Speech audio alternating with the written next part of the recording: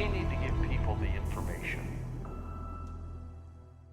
Well, welcome to Beyond Belief. I'm George Norrie, and before I introduce our special guest for this program, special thanks to all of you who continue to watch and support us on beyondbelief.com. It is one of the world's fastest growing internet-based television programs, and it only has happened because of you. Our special guest, Gregg Braden, who is an author, scientist, researcher, explorer, and an expert, of course, in human origin. One of his latest works, The God Code. There's something very special about that. Gregg, welcome back to Beyond George, Belief. it's an honor to be here, and I'm really excited to talk about this material. I love you. I've always loved your work. I mean, it's just thought-provoking. How did this all start for you? Let's go back to the beginning. You want to go back to the beginning? We're filming in Denver, Colorado, and it began right here in Denver, Colorado, or in the Rocky Mountain area. I was... A lot of our viewers don't know this. Behind the scenes, I worked in the defense industry during the last years of the Cold War, a very frightening time. And indeed, in the history of our world, when the two superpowers at the time did the unthinkable and actually created, they spent the energy, the manpower, the resources, the technology to create the weapons to microwave the Earth many times over in the event that a nuclear war ever occurred. It was during that time, George, if you can imagine, I found myself working behind the scenes writing software for the missile program, supporting that effort by day. And by night, ever since I was young, I've been a scholar of some of our most ancient and cherished spiritual traditions and some of the most mysterious texts of our past. And I have felt for a very long time, George, that if we knew where to look in the past, that we would find the key and perhaps a message from our ancestors that would help us to transcend the differences that have led to the great wars of the 20th and now the 21st century, and at that time, the kind of war that I was supporting.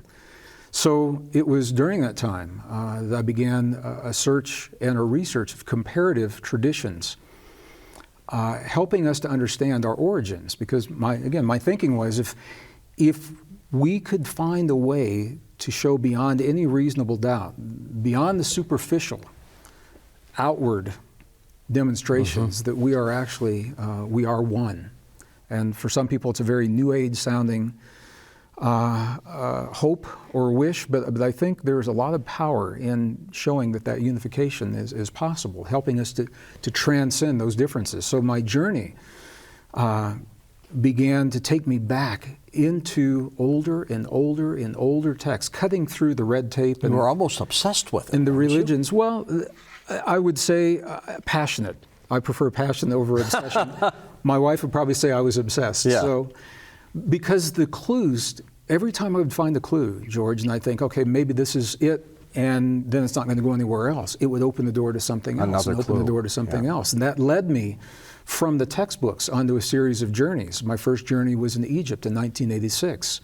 And what I found in Egypt on the temple walls led me into the highlands of the Andes Mountains of southern Peru, which directed me right into the Tibetan plateau and the temples and the monasteries in Tibet. As a scientist, my thinking is if I'll speak about myself personally, if I can find the information least disturbed by the modern world, that's where it will be most intact. And to go to those places, you've got to make the effort to get there. They're some of the most magnificent, beautiful, remote, isolated, pristine places remaining on the world. Did I say remote, by the way? Because they are. But it's in the monasteries, in the nunneries, where many of these texts are preserved, and they've been largely forgotten. Truly amazing texts. Well, they are. So as I began my search, my thinking was, if we could really pin down our origins, the science, the best science of the 21st century is now overturning so many of Darwin's ideas. And by the way, Darwin was open to that. He was willing for his ideas to fall. He viewed them as stepping stones toward greater understandings. So Darwin was okay with that. And I began to see a connection in the texts that was not accounted for in the theories of evolution. And it is a connection that is very controversial today. Now, Darwin didn't have access to the tools and the technology. He certainly didn't have the DNA databases that we have today. So this is where I began. Part of my job in software development was in writing pattern recognition software, and I've searched patterns ever since I was a kid. So you applied it to this. Sure, it comes very naturally for me. I used to look at flashing patterns on blinking lights on Christmas trees, and I mean you see them everywhere. So I thought, if there are patterns in nature, and we are nature, they should show up in our DNA. And it was in the 80s when the DNA databases, we could actually begin to access them without being part of the research projects. So to make a long story really brief, what I found was in one of the most obscure and ancient of the texts, a book called the Sefer Yetzirah. What is that? It is a Hebrew text that has only been translated a couple of times, of a couple of authors, into English.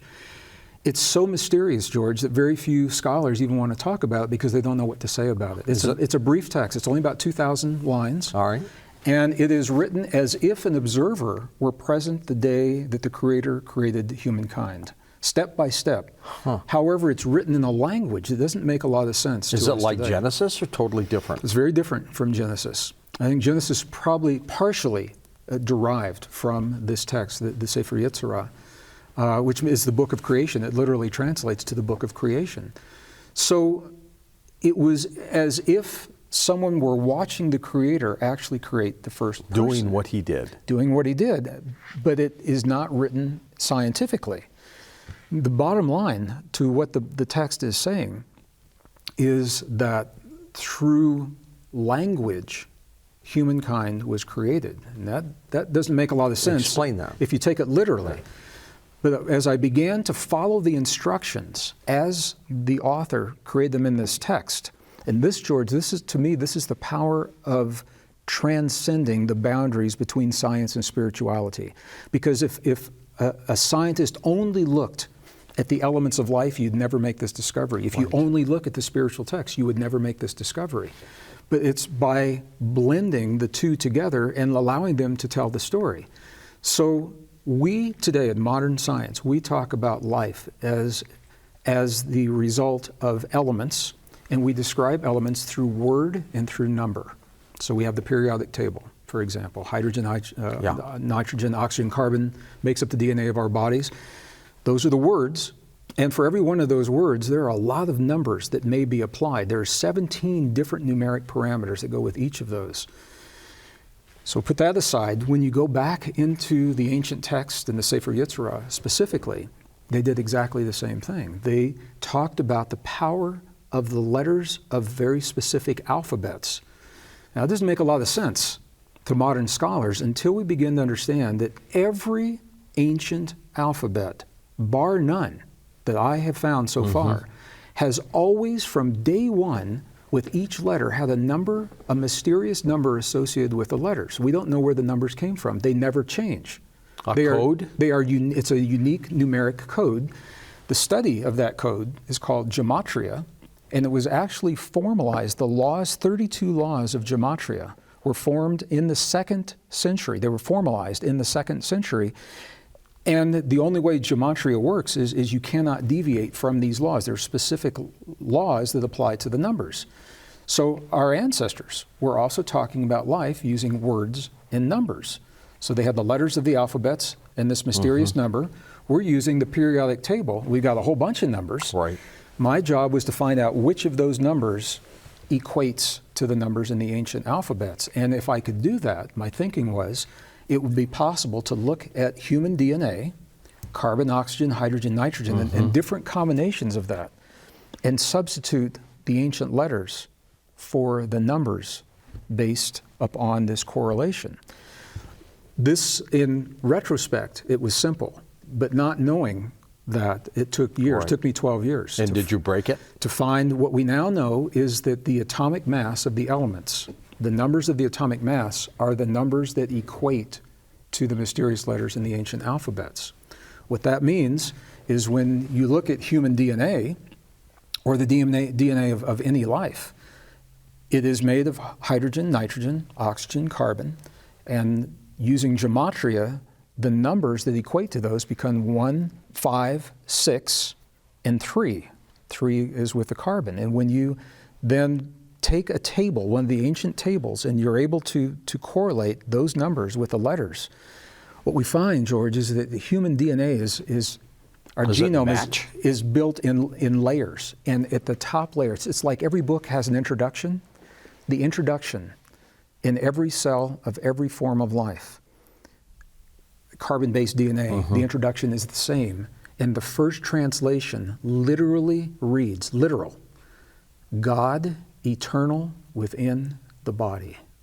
God eternal within the body. And God that is depicted in the DNA is actually spelled the way that the name of God was spelled in the ancient text before it was removed 6,800 times. In the Torah, for example, the sacred name of God is believed to be so sacred it cannot be written in its entirety. Why put it in a code? You know, this was, so first as a scientist, what I have to say is this. People say, why is the code there? Yeah. And I say, I don't know. All I know is that when I followed the instructions in a 3,000-year-old text and I applied it to the periodic table, this is what we have. Yeah. Next question, is it a coincidence? So there are no coincidences. I had a statistician run the numbers for me, and the odds of this happening by chance are 1 to 234,256. So yeah. 234,256 to 1 are the or 0.00041%. Right.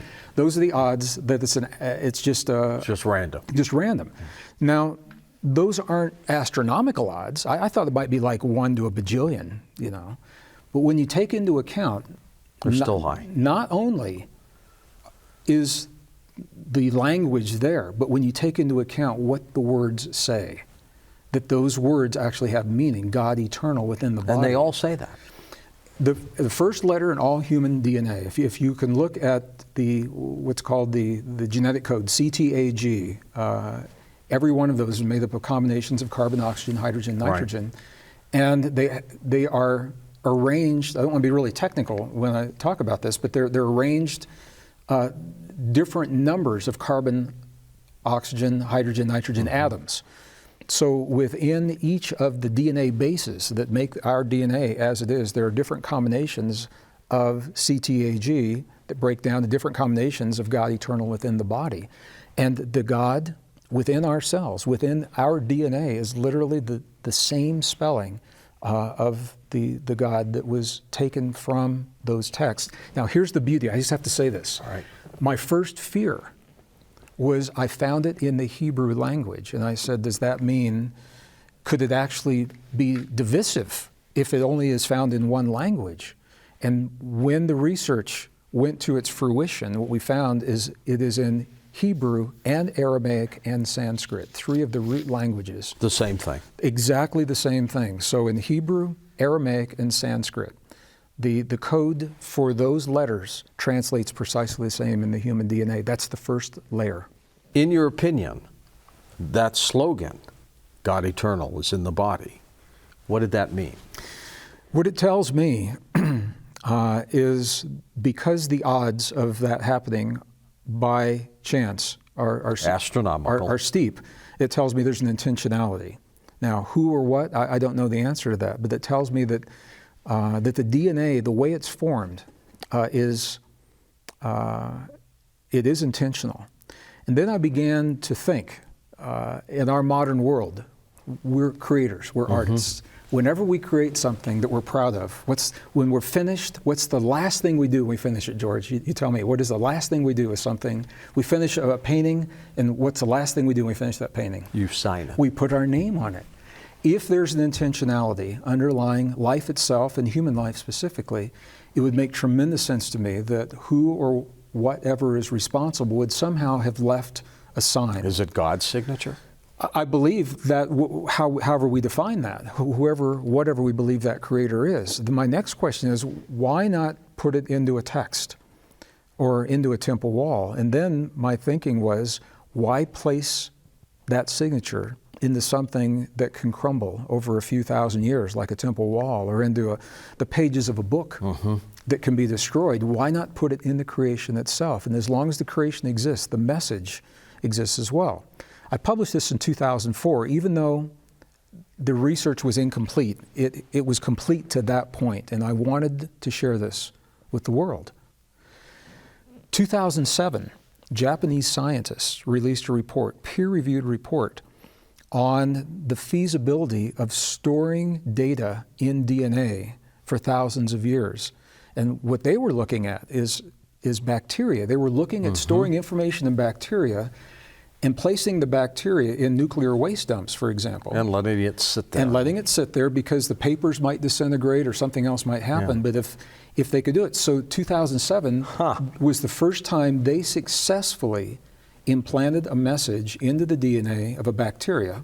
And they used bacteria because... Hoping that someone in the future one day would use it? Well, this was a test. Yeah. They used the bacteria because they have a short lifespan, so they could see how many generations, for a bacteria, the generations may be just a few days. So the code they put into the DNA, it was... Don't say it was the same thing. No, it was Einstein's theory of relativity. It was E equals mc squared in the year 1905. They encoded that into the DNA. They allowed it, the DNA, to replicate for 25 generations. With that code. With the code. They pulled the code right out, completely intact. So what they're now demonstrating purely in the scientific realm is the feasibility of storing literal information in the genome, in the DNA, and it remains intact for as long as the organism remains intact. Well, here's the puzzling part. If you put a code in there, you're doing it for one of several reasons. One, you're hiding it, or two, you're trying to pass information on to some future generation. So let's assume that that's what that is. Yeah. When we extract it and we get that code, what do we do with it? What's it mean? I think it depends on what the code says. Now we know, and the work is progressing from this point. And in 2015, another layer will have been completely decoded, and hopefully you and I can have this conversation, and I'll share what we find next. The point is that there is a message encoded into the DNA of all human life that tells us beyond any reasonable doubt that the differences that divide us now are superficial differences, and that we have a common origin, a common ancestry. I was doing a conference in the D.C. area, and I made the statement, and I said, I would love to get my hands on some DNA from life that's not from this world, and if it's carbon-based life, and if the message is the same, then we know that we have a common goal. A common goal. And, wouldn't that be exciting? Well, there's a man that came forward and said, when you're ready for that DNA, let me know. He's got it? I don't know. Maybe from some Martian meteorite, right? Know. There's, we don't know. We don't know. But you're going to take him up on it? I'm going to call him from your cell phone number, George, not from my cell phone number. Well, block your number. I'm not ready for that yet. When we're developing the algorithms, and they're very complex algorithms now to help look at the DNA in new ways. So here we are, we come full circle. We are at this crisis point in civilization when we're facing more crises of such great than magnitude ever before, that I can remember. Based on our division, on our separation. And if there is some way that we could bring forward in a really powerful, meaningful way, something that casts an entire new light on us as a family, and what that family means, I think it would give us a reason to look at things differently. It doesn't mean it would force us to, it means it would give us a scientific reason to look at one another and think of ourselves very differently. I know for myself, once I found this code, I felt differently about myself, knowing that within every cell of my body, God eternal, it's YHVG, are the Hebrew letters. YH, Yah, is actually one of the forms of the name of God that we find in the Torah that was removed over 6,800 times. Did it baffle you as to who put the code there? I've sensed that there's an intentionality. From? Regarding us. And when we go to look now at Darwin's idea of evolution, 2,000 years ago, we appeared on this earth. We don't know where we came from, and what made us different from so many of the other forms of life was human chromosome number 2, the largest that had been fused with 2 telomere to telomere fusions. Geneticists acknowledge the fusion. They say, we can't say how it happened. But they know it happened. And it did not happen under natural circumstance. They said this would not happen in nature. Something has forced this chromosome, or this telomere to telomere fusion between these 2 chromosomes. So I think what we're getting, George, is we've had a sense, so many people, that there's much more to us than evolution has led us to believe. It doesn't mean that evolution didn't occur. As a scientist, I can say it did, to a point. But there's a point where evolution does not explain our existence and cannot account for what we find. And I think this study, this kind of work, where we're crossing the traditional boundaries between science and spirituality. A scholar studying the text would never find this. A scientist would. Looking at the elements in the periodic table, or a geneticist would never find it, because they're compartmentalized. You need a combination. But the world doesn't work that way. So we are gifting ourselves the ability to see the world as it is through what the world is sharing with us, if we're open enough. But the science has to be rigid. It has to be based upon what science is telling us. So the periodic table describes the elements that make the DNA in our bodies. There's a mathematic link between that and the letters of the ancient alphabets. How that link got there, who put it there, I have no idea. As I was flying here, Greg, from Los Angeles to Denver, and I'm looking around the plane, and there's all these people sitting on the plane, and it just dawns on me, and I do this a lot, every one of them is an individual. They've got their own little situation, their problems, their happiness, their families, every one of them. But the question I kept asking myself as I looked at this entire plane full of people, why? What's the reason? What are they here for? Some had briefcases, some had purses, some had tablets. Who are they? What are they? I still can't get that answer. You, of course, have brought up a series of 6 questions in one of our previous shows that asks those questions too. But will we ever get that answer? Why are we here? I think we will have the answer, George. The question is, will we be willing to accept what the answer says to us? Is it frightening? I don't think it's frightening. We've asked science to tell us who we are. And they don't tell us. Well, science, pure science, is now revealing the information. It's not being accepted in the mainstream. So the textbooks in the classrooms are not accepting what the science is telling us. What is it telling us? For example, evolution. We'll just take evolution because that's on a lot of people's minds right now. In a public classroom, a teacher can only teach the curricula that's been approved by a school board. Right. All right. The school you board can't deviate from if that. the school board does not accept, even though it's peer-reviewed science, if the school board does not accept that, it cannot be taught. So we're teaching our young people. Or that teacher gets fired. Or the teacher gets fired. Yeah. We're teaching our young people the story of separation that has led to so many of the crises that we're seeing. It makes us feel separate from ourselves, from one another. And I've asked professors and friends of mine, I said, why can't you share this in the classroom? Why can't you share the science? And they're petrified to share this, aren't they? Before money, ego, power, and habit. Yeah. And one of the professors, he said, do you know, it was a male, he said, do you know what that would mean to my 40-year career if I had to stand in front of a classroom and say everything I've taught until this point is no longer true?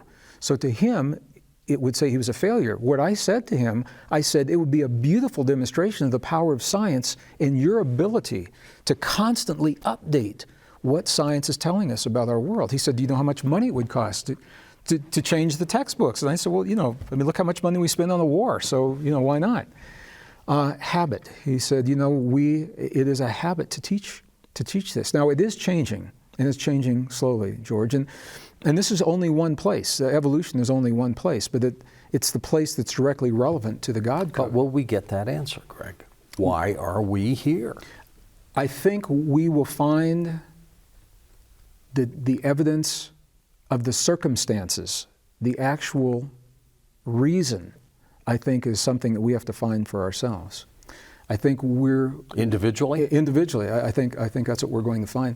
A good friend of mine was watching the movie The Matrix. I know a lot of our Great viewers have movie. seen I it. love it. Well, I've cited that on the radio show a lot. I love it as well. It's one that I have by the TV, and when I'm writing into the wee hours of the morning, there's 2 movies. I don't watch them all the way through, but Contact and Matrix. How'd you know that? Because it's the same with me. And I don't watch them all the way through, but I like the part where they solve the codes, Yeah. because I think there's a lot to that. And where does that come from anyway?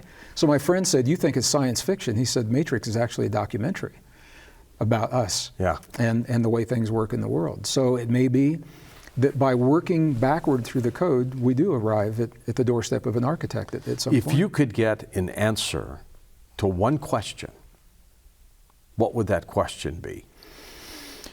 I think it's the question we're asking right now. Why us? Why here? Why now?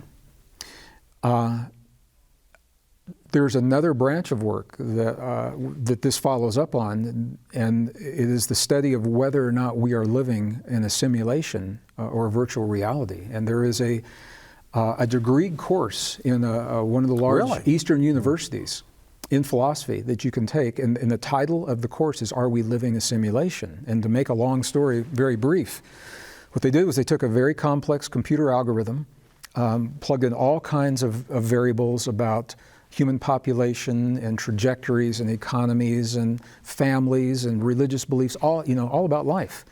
And the bottom line is there's over a 93% chance that we are living a simulation. Now, if you step into a simulation, a virtual environment in Disneyland, you can do that today and not even really know that that's where you are. And we've only had computers about 60 years. If you take the archaeology that's showing the existence of advanced technological civilizations thousands of years, where would we be if we had thousands of years of computer science to build that kind of simulation? And the question comes, why would we do this? And the answer for me is that every simulation is built to help the people in the simulation become very well adapted to somewhere that they're going to be when the simulation no longer exists.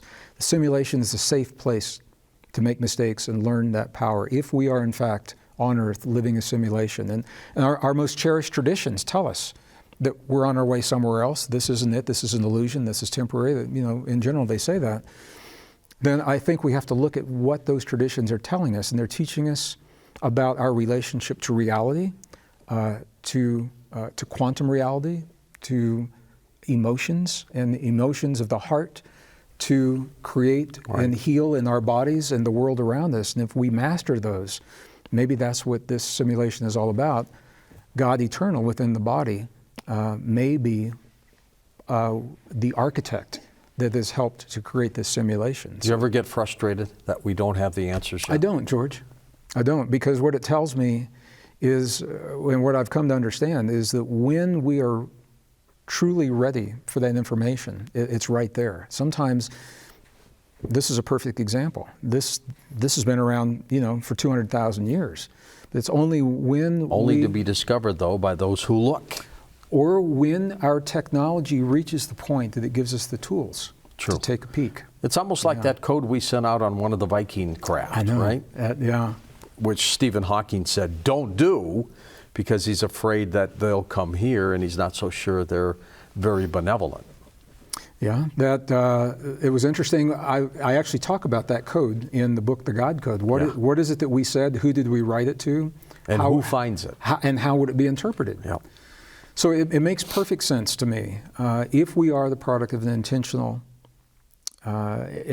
creation, that the Creator, who or whatever that is, would somehow leave a mark, letting us know when we have the ability to find that. It is brilliant. And I can't think of a more honoring way to honor who or what that Creator is than to take that code, read it, and maybe communicate back the other way. And I think we are on our way to doing that. I think so too. Greg, thanks for being on Beyond George, Belief. thank you for You're for so this. enlightening. You really are. You enjoyed bring this just a tremendously. different perspective to just about everything we've talked about over the years. I appreciate it. I appreciate you. Thank you for today. As we've talked, do we get that answer? Who are we? Why are we here? Sometimes I wonder, maybe we won't get that answer, but we'll continue striving for it. And I think that'll make us a better person. I'm George Norrie, and this is Beyond Belief.